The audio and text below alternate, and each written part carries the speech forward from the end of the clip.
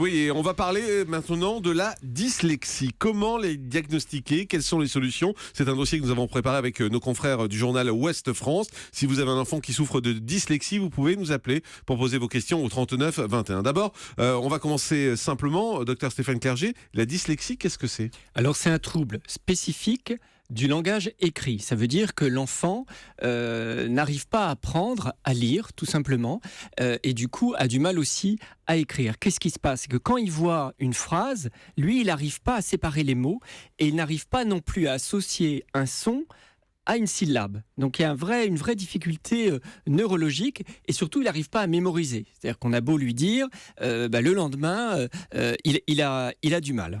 Est-ce que ça veut dire que tous les enfants qui ont du mal à lire sont dyslexiques? Alors non, ça c'est une question importante.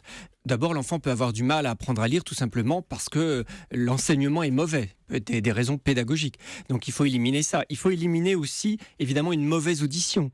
Et puis, il faut éliminer aussi une mauvaise vue qui entraîne des troubles de l'apprentissage. Il faut éliminer aussi des troubles de l'attention. Chez les enfants hyperactifs avec déficit de l'attention, eh bien, ils vont avoir du mal à se fixer sur l'écrit.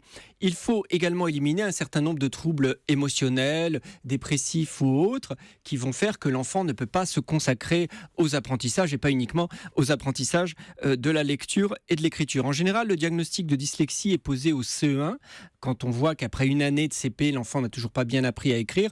Mais en fait, on peut se poser la question plus tôt dès le CP. Et moi, je dis même parfois en maternelle, souvent j'ai remarqué que les enfants dyslexiques, le simple fait, vous savez, on apprend l'alphabet au tout petit dès 5 ans.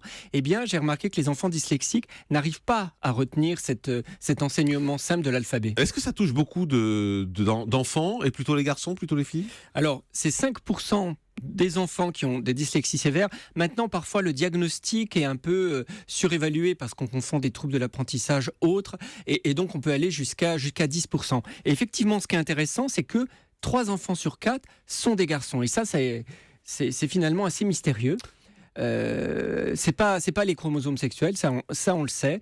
Il y aurait vraiment des spécificités liées à la personnalité des garçons. Je vais vous dire, on ne sait pas vraiment très bien pourquoi encore. Ça veut dire qu'on ne sait pas vraiment d'où ça vient, la dyslexie? Ah non, c'est-à-dire qu'on sait qu'il y a une origine neurologique, oui. L'hypothèse neurologique est très présente. Ça serait en fait les neurones de la zone de l'apprentissage qui migreraient mal au cours du développement. Donc ça se ferait finalement, ce serait un problème qui se ferait dès le fœtus. Et puis il y a aussi certainement des facteurs émotionnels. En fait, il y a différents types de dyslexie. Donc, il y a aussi des causes génétiques.